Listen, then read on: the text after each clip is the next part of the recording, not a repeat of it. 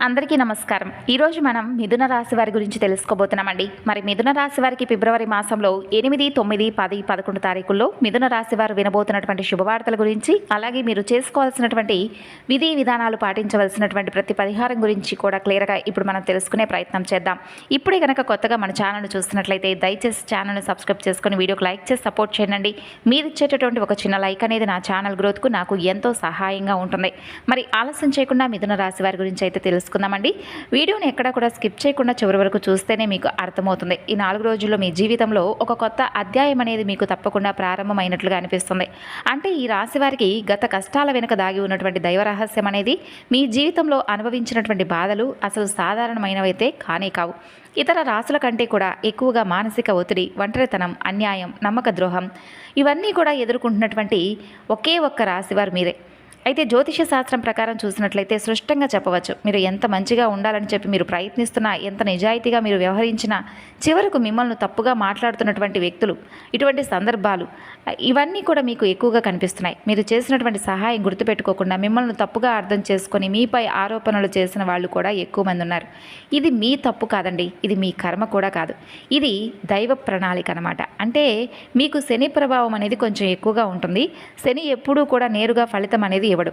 శని భగవానుడు ఏంటంటే ముందుగా పరీక్షిస్తాడు, ఓపికను కొలుస్తాడు, మనసు ఎంత బలంగా ఉందా లేదా అనేది కూడా చూస్తాడు. అందుకే మీ జీవితంలో ఒక దశలో గమనించినట్లయితే మీకు అన్నీ ఉన్నప్పటికీ కూడా సంతృప్తి లేదు. ఎన్ని ప్రయత్నించినా ఫలితాలు రాలేదు. ఎవరు మిమ్మల్ని అర్థం చేసుకున్నట్లుగా మీకు అనిపించలేదు. ఇవన్నీ కూడా జరిగాయని అని చెప్పి మీకు అనిపిస్తే తప్పకుండా మీ మనసులో అయినా అనుకోండి, రాత్రి వేళలో ఎవరూ లేని చోట కూర్చొని కన్నీళ్లు పెట్టుకున్నటువంటి సందర్భాలు ఉన్నాయి. అయితే ఎవరికీ చెప్పుకోలేనంత బాధ మీ గుండెల్లో దాచిపెట్టుకున్నారు. బయట నవ్వుతూ కనిపించిన లోపల పూర్తిగా విరిగిపోయినటువంటి మనస్తత్వం మీదే. అయితే ఇవన్నీ కూడా చూసి భగవంతుడు మౌనంగా ఉన్నాడని చెప్పి మీరు అనుకుంటున్నారు. కానీ అసలు నిజం ఏమిటంటే దైవం మిమ్మల్ని అన్నింటినీ కూడా, అన్ని సమస్యలకు కూడా మీరు సిద్ధంగా ఉన్నారా లేదా అని చెప్పి పరీక్షించాడు.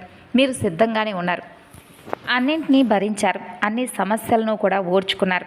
అయితే మీకు గొప్ప బహుమతి అనేది భగవంతుడు ఇవ్వబోతున్నాడు. మీరు గొప్ప మార్గదర్శకులుగా చాలామందికి, అంటే మీరు పడినటువంటి ప్రతి కష్టాన్ని కూడా ఇలా ఉంటుంది ఈ కష్టానికి తగినటువంటి ప్రతిఫలం అనేది ఏదో ఒక రోజులో భగవంతుడు మనకి ఇస్తాడని చెప్పి మీరు ధైర్యంగా ఉండడమే కాకుండా ఎదుటి వ్యక్తులకు కూడా ధైర్యాన్ని అందిస్తూ ఉంటారనమాట. మీలో ఉన్నటువంటి అహంకారాన్ని తొలగించడానికి కూడా ప్రతి నష్టం అనేది మీకు కలిగించి భగవంతుడు మిమ్మల్ని మరింత ఎక్కువగా సిద్ధంగా ఉంచేలాగా అన్నిటికీ కూడా అన్నీ నేర్చుకునే విధంగా చేశాడండి. కొన్ని సృష్టమైనటువంటి సంకేతాలు కూడా రావడం అనేది మీకు మొదలయ్యాయని చెప్పుకోవచ్చు. అయితే కష్టాలు కూడా ముగిసే ముందండి మీకు మనసులో జరిగేటటువంటి కొన్ని అంతర్గతమైనటువంటి మార్పులు కూడా ఎలా ఉంటాయంటే, కష్టాల ముగింపు ఎప్పుడూ కూడా బయట కనిపించేటటువంటి సంఘటనలతో మొదలవన్నమాట. ముందుగా మనసులో ఒక మార్పు అనేది వస్తుంది. మీ జీవితంలో అంటే ఏదో ఒక విధంగా మార్పు అనేది వచ్చినట్లు మీకు అనిపిస్తుంది. మీరు గమనిస్తే ఇటీవల కాలంలో చాలా విషయాలపై మీరు మౌనంగా మారిపోయారండి. ముందులాగా ప్రతి విషయానికి కూడా ఎక్కువగా స్పందించడం లేదు. ఎవరేమనుకుంటే మాకేంటని చెప్పి మీరు నెమ్మదిగా ఉంటున్నారు. ఇదైతే మీరు చేసే నిర్లక్ష్యం కాదండి, ఇది మీలో వచ్చినటువంటి పరిపక్వత. ముందు చిన్న విషయాలకు కూడా మీ మనసు చాలా బాధపడేటటువంటి స్వభావం. మీరు ఇప్పుడు ఎక్కువగా ఆలోచిస్తూ ఉండేవాళ్ళు. అంటే ఎవరైనా ఏదన్నా అంటే వెంటనే దాని గురించి ఆలోచిస్తూ ఉండడం, బాధపడుతూ ఉండడం, ఒత్తిడికి గురవుతూ ఉండడం అటువంటివి జరిగాయి అన్నమాట. అయితే మీలో ఉన్నటువంటి బాధ ఉన్నప్పటికీ కూడా ఇప్పుడు ఏంటంటే అది బయటకు రావడం లేదు. మీ మనసు బలపడుతున్నటువంటి సమయం అనమాట. అదొక సంకేతం. భగవంతుడు మీకు పెద్ద మార్పు అనేది ఇవ్వబోతున్నాడు.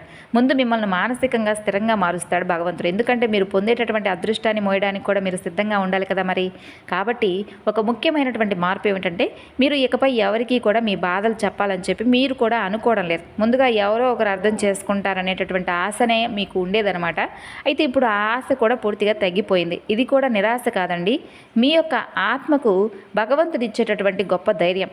ఈ రాశి వారి కష్టాల ముగింపు దగ్గరకు వచ్చేసరికి పాత మనుషులపై కూడా ఆసక్తి తగ్గుతుంది. అంటే పాత సంబంధాలపై ఆకర్షణ తగ్గుతుందన్నమాట. కొంతమంది ఎందుకో మీకు దూరంగా అనిపించినట్లు అనిపిస్తుంది. ఇది సహజం, ఎందుకంటే మీరు కొత్త దశలోకి అడుగు పెడుతున్నారు కదా. కాబట్టి పాత విషయాలు, పాత బంధాలు, అలాగే అంటే ఎవరైతే మిమ్మల్ని మోసం చేశారో అవన్నీ కూడా మీకు గుర్తుకు రావు. బయట వాళ్ళకు మీరు మారిపోయినట్లుగా అనిపిస్తారు, కానీ నిజానికి మీరు ఏంటంటే మీ యొక్క నిజస్వరూపాన్ని, మీ నిజస్వరూపంతోనే మీరు ఎప్పుడూ కూడా ఉంటున్నారు. కష్టాల ముగింపుకు ముందు వచ్చేటటువంటి అత్యంత శక్తివంతమైనటువంటి దశ భగవంతుడి అనుగ్రహం అనేది మీపై ప్రత్యక్షంగా కనిపించబోతుంది. ఇది పరమేశ్వరుడు యొక్క అనుగ్రహం. పరమేశ్వరుడు ఒక రక్షణ కవచంలా ఉండబోతున్నాడు. కాబట్టి మీకేంటంటే మీలో ఉన్నటువంటి ధైర్యాన్ని ఆయన బయటకు తీసుకురావడానికి అనేక రకాల సందర్భాలు మీకు తారసపడ్డాడు. అయితే ఒక మంచి బంధాన్ని కూడా మీకు కలపబోతున్నాడండి. చాలా కాలం మీరు మౌనంగా బాధను భరించారు, ఇతరులకు నష్టం చేయకుండా మీ బాధను మీలో దాచుకున్నారు. ఈ లక్షణమే భగవంతుడికి మీ వైపు మిమ్మల్ని మీ మనసును ఆకర్షించేలాగా చేసింది. ఇప్పుడు మీ జీవితంలో పరమేశ్వరుడు ప్రభావం సృష్టంగా పనిచేయడం మొదలవబోతుంది. మీరు గమనిస్తే ఇటీవల రోజుల్లో మీరు ఎక్కువగా శివ అనే పేరు మీరు ఎక్కువగా వినిపిస్తూ ఉండడం, శివాలయాలు ఎదురవడం, ఎక్కడో ఒక చోట పరమేశ్వరుడు గురించి మాట్లాడుకోవడం, ఇటువంటివన్నీ కూడా జరుగుతూ వచ్చాయి. ఇవన్నీ యాదృచ్ఛికం కాదండి, మీపై ఆయన దయ పడిందని చెప్పేటటువంటి సంకేతం. ఆయన దయ, ఆయన కృప ఎప్పుడూ కూడా ఒక్కసారి ఒక అద్భుతంలా వస్తూ ఉంటాయి. కాబట్టి మీ చుట్టూ ఉన్నటువంటి నెగిటివ్ శక్తులన్నీ కూడా భగవంతుడు తొలగించబోతున్నాడు. మీకు హాని కలిగించేటటువంటి దశ నుండి మిమ్మల్ని బయటపడేలా చేయబోతున్నాడు. అయితే ఇలా చేస్తున్నప్పుడు ఏంటంటే మీకు ఒక అసహనం అనేది ఏర్పడుతుంది. ఆ తర్వాత మాత్రం తప్పకుండా శాంతి ఇస్తాడండి భగవంతుడు. పరమేశ్వరుడి అనుగ్రహంతో ఒకసారి లేచారంటే మరలా మీరు వెనక్కి తిరిగి చూసుకోవాల్సినటువంటి అవసరం ఉండదు. ఆయన ఇచ్చేటటువంటి ఐశ్వర్యం గొప్పగా ఉంటుంది. ఎందుకంటే ఆయన ఇచ్చేటటువంటి ఐశ్వర్యం అనేది చాలా ఎక్కువగా, అంటే మనకి ఇచ్చినప్పుడు మనం దాన్ని జాగ్రత్త చేసుకోవాలి. పరమేశ్వరుడు ఐశ్వర్య ప్రదాత. అలాగే మీకు ఎక్కువగా నంది, తెలుపు, అలాగే గంట, ఇవన్నీ కూడా కలలో కనిపిస్తూ ఉంటాయి. అది కూడా భగవంతుడి సంకేతమే. మీ కష్టాలు ముగిసే దశకు రాబోతున్నాయని చెప్పేటటువంటి సంకేతం. అలాగే మరొక సంకేతం ఏంటంటే లేనిపోని కొంతమంది ఆగిపోయినటువంటి పనులు, అలాగే ఇవన్నీ కూడా కదలడం మీకు కనిపిస్తుంది. పెద్ద దారిని మీకు చూపిస్తాడు భగవంతుడు. ఇది అదృష్టం కాదండి, దైవానుగ్రహం. అలాగే మీకు కోరని చోట నుండి మీకు సహాయం రావడం, మీరు ఎవరిని అడగనటువంటి సందర్భంలో ఎవరో ఒకరు ముందుకొచ్చి నేను మీకు సహాయం చేస్తానని చెప్పడం, ఒక మానవ రూపంలో దైవ సహాయం అనేది మీకు అందుతుందని చెప్పుకోవచ్చు. ఈ సమయంలో ఆ సహాయాన్ని తిరస్కరించకండి. ఈ యొక్క సంకేతాలు మీకు కనిపిస్తే మిగతా సంకేతాలు కూడా త్వరలో మీకు తప్పకుండా ప్రత్యక్షమవుతాయని చెప్పుకోవచ్చు. అంతేకాకుండా కష్టాల ముగింపు అనేది తప్పకుండా ఉందని చెప్పుకోవాలి. ఇక ఎస్ అనేటటువంటి అక్షరంతో ఉన్నవారు మీ జీవితాన్ని ఎలా మార్చబోతున్నారు, అలాగే వారి జీవితంలో వారి యొక్క ప్రభావం అనేది మీకు ఏ విధంగా ఉపయోగపడబోతుంది, అసలు మీ యొక్క జీవితంలో కీలకమైనటువంటి పాత్ర అనేది ఆ ఎస్ అనేటటువంటి పేరుతో ఉన్న అక్షరం వారు ఎలా పోషించబోతున్నారనేది తెలుసుకుందాం. ఒక ఏదైనా కానీ ఒక సంఘటనగా జరగవచ్చు. ఈ ఎస్ అనేటటువంటి అక్షరం ద్వారా ఉన్న వ్యక్తి మీ జీవితంలో ఒక నిర్ణయం అనేది తీసుకునేటటువంటి వ్యక్తి అనమాట. ఈ నిర్ణయం అనేది మొదట మీకు కొంత భయంగా అనిపిస్తుంది, కానీ అది మీ భవిష్యత్తుకు మలుపు తీసుకురాబోతుందనే చెప్పుకోవాలి. మీ రాశి వారు ఏంటంటే ఈ దశలో కొన్ని దశల్లో మీరు వెనకడుగు వేయకండి. ఎందుకంటే భగవంతుడు ఇచ్చినటువంటి అవకాశం, ఈ ఎస్ అనేటటువంటి అక్షరంతో పేరు మొదలయ్యేవారు ఏంటంటే మొదట మీకు సందేహం కలిగించే వ్యక్తులుగా ప్రవర్తిస్తారు. కాలక్రమేణా ఏంటంటే మీకు స్థిరత్వాన్ని, మీకు ఒక గుర్తింపు తీసుకురావడానికి, మీ మంచి స్థానాన్ని నిలబెట్టడానికి తీసుకొచ్చేటటువంటి వ్యక్తులుగా మీకు తప్పకుండా తారసపడతారు. మీరు అర్థం చేసుకుంటారు వాళ్ళని. అలాగే కొన్ని విషయాలను కూడా జాగ్రత్తగా గమనిస్తే మీరు ఎక్కువగా కష్టాలు ముగిసేటటువంటి సమయంలో ఉన్నప్పుడు మీకు ఒక సంకేతం కూడా భగవంతుడు ఇస్తాడు. అలాగే ఇది ఊహ కాదండి, ఇది అనుభవంలోకి రాబోతున్నటువంటి సత్యం. ఇక మీ ఇంటి తలుపు తట్టేటటువంటి ఒక వ్యక్తి, ఆ వ్యక్తి వెనుక దైవ ఉద్దేశం దాగుందని తెలుసుకోండి. మీ జీవితంలో ఒక కీలక దశకు వచ్చేసరికి భగవంతుడే ప్రత్యక్షంగా మీకు కనిపించిన అవసరం లేదు. మనుషుల రూపంలో సందేశాన్ని ఇస్తాడు. ఒక పక్షుల రూపంలో, పసిపిల్లల నవ్వుల రూపంలో, ఏదో ఒక తెలియనటువంటి వ్యక్తి వల్ల సహాయము, ఇట్లా ఊహించని సమయాల్లో ఊహించని విధంగా ఏదో ఒక విధంగా మన ఇంటి తలుపు తడతాడు. అది స్నేహితుడై ఉండవచ్చు, బంధువై ఉండవచ్చు, పూర్తిగా కొత్త వ్యక్తి అయి ఉండవచ్చు.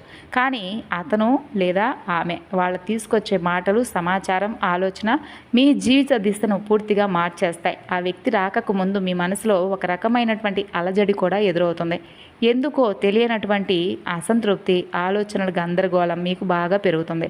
ఇది ఆ వ్యక్తి యొక్క శక్తి మీ జీవితాన్ని తాకేటటువంటి సంకేతం. ఇక మీరు చాలాసార్లు అవకాశాలను అనుమానంతో చూశారు. ఎందుకంటే గతంలో మోసాలు మీకు ఎదురయ్యాయిలేండి. మీరు ఎక్కువగా ఈసారి ఏంటంటే వచ్చేటటువంటి కొత్త వ్యక్తులతో ఏంటంటే పరిచయాలను ఎక్కువగా ఇష్టపడతారు, కానీ కొంత అనుమానంగా కొంచెం మీరు అనుమానిస్తారు. అయితే ఇది మీకు సాధారణంగా అనిపిస్తుంది. వాళ్ళ మాటలు మీ మనసులో పూర్తిగా నాటుకుపోతాయండి. కొన్ని రోజుల తర్వాత అవే మాటలు మీకు పదే పదే గుర్తుకు రావడం స్టార్ట్ అవుతాయి. అయితే మీరు ఆలోచనలో పడిపోతారు. ఇది అదృశ్యంగా అంటే ఏదో జరిగింది అన్నట్లుగా కాకుండా ఆ వ్యక్తి యొక్క మాటలు మీకు పదే పదే గుర్తొస్తాయి. అలాగే మీ యొక్క ప్రతి మాట తీరు, వాళ్ళ మాట తీరు పదే పదే ఆలోచనలు పెడతారు. తర్వాత వాళ్ళ మాటలను ఒకసారి ఆలోచిస్తే మీ కష్టాల ముగింపుకు తప్పకుండా వాళ్ళు ఇచ్చినటువంటి సలహా అనేది బాగా ఉపయోగపడిందేమో అన్నట్లుగా మీకు అనిపిస్తుంది. అకస్మాత్తుగా మీకు ధైర్యం పెరుగుతుంది. పరమేశ్వరుడి అనుగ్రహం మీపై ఎక్కువగా కనిపిస్తుంది. ఇక మీరు గమనించవచ్చు, కొన్ని విషయాల్లో మీ యొక్క ప్రమేయం లేకుండా కొన్ని జరిగిపోతూ వచ్చాయండి.